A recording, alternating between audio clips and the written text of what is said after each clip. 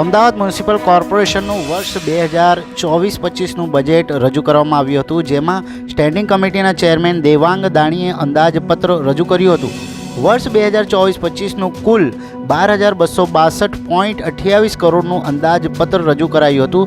Stay કમિટીએ સૂચવેલા 1,461.83 કરોડના સુધારા સાથે અંદાજપત્ર રજૂ કરાયું હતું. ઇલેક્ટ્રિક વાહનોના વેરામાં 100% રાહત અપાશે. રજૂ કરાયેલા મ્યુનિસિપલ કોર્પોરેશનના બજેટમાં નવા કરવેરાની કોઈ જોગવાઈ નથી. એડવાન્સ પ્રોપર્ટી ટેક્સ ભરનારને રિબેટ આપવાની જોગવાઈ કરવામાં આવી છે.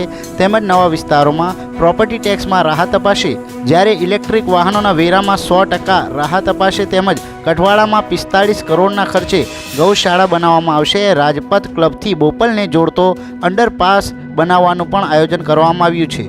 ભૂપેન્દ્રભાઈ પટેલ સાહેબ, શેર સમિતિના પ્રણેતા પાટીલ સાહેબ, પ્રભારી અમારા પ્રદેશના કોષાધ્યક્ષ સુરેન્દ્ર કાકા, સહપ્રભારી ધર્મેન્દ્રભાઈ Shah, mayor Shri, deputy mayor Shri, તમામનું આ બજેટ તૈયાર કરવામાં કે ભાઈ ઇલેક્ટ્રિક વાહનો, તદ ઉપરાંત આપણે વાત કરીએ કે સિટીની અંદર ક્લીન એર સેન્સર લગાવવામાં આવશે.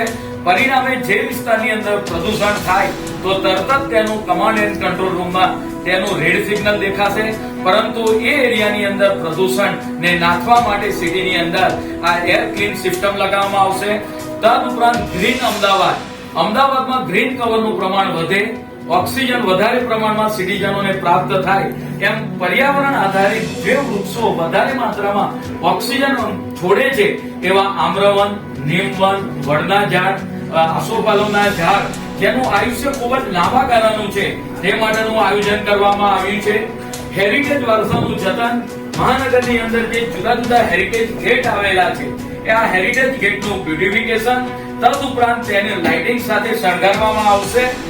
તંદુરસ્ત અમદાવાદનું નિર્માણ, તો સ્કૂલ બોર્ડની અંદર જે બાળકો અભ્યાસ કરે છે 1 થી 4 ધોરણના બાળકો, 87,000 જેટલા બાળકોને પોષણક્ષમ આહાર મળી રહે એ લોકોને આંતરે દિવસે 87,000 બાળકોને 200 ml દૂધ તથા પોષણક્ષમ પાવડર આપવામાં આવશે. આમ તંદુરસ્ત અમદાવાદના નિર્માણ માટેનો પ્રયત્ન બાળકોની કુમળી અવસ્થામાંથી જ કરવામાં આવશે.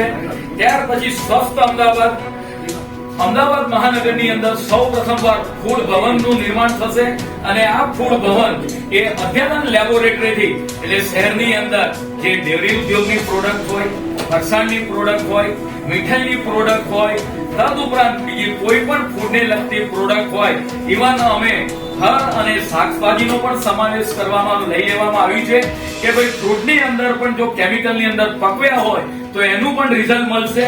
આમ તંદુરસ્ત અમદાવાદનું નિર્માણ થાય, લોકોનું આરોગ્ય જીવન સાચું રહે એ માટે અદ્યતન ફૂડ લેબોરેટરીનું પણ આયોજન અને ફૂડ ભવનનું આયોજન કરવામાં આવ્યું છે. સ્વચ્છ અમદાવાદ માટે ઝોન કક્ષાએ સ્વચ્છતા હરીફાઈ રહેશે. પરિણામે એક ઝોન બીજા ઝોન જોડે, એક વોર્ડ બીજા વોર્ડ જોડે સ્પર્ધા કરી રહે એટલા માટે સ્પર્ધાનું આયોજન કરવામાં આવ્યું છે. સ્વચ્છતાનું પ્લાસ્ટિક મુક્ત અમદાવાદની અંદર જ્યાં પ્લાસ્ટિક છે એ પીલાના ડમ્પ સાઇટ પર જતું હોય છે, તો આ પ્લાસ્ટિક વોર્ડની અંદર પબ્લિક ગેધરિંગ પ્લેસ ઉપર તેનું ક્રશિંગ થઈ જાય એ માટે ક્રશર મશીન મૂકવામાં આવશે. ડિજિટલ અમદાવાદ, વિવિધ એપ્લિકેશનનું નિર્માણ, કાર્ડ પ્લાન હોય, બીયુ હોય, આવા એપ ફોર્મ હોય, તો ડિજિટલ અમદાવાદ માટે વિવિધ એપનું નિર્માણ કરવામાં આવશે. થર્ડ આઈ, સમગ્ર અમદાવાદને કેમેરાની અંદર આવરી લેવામાં આવશે, એટલે કોઈ પણ ઘટના હોય અથવા તો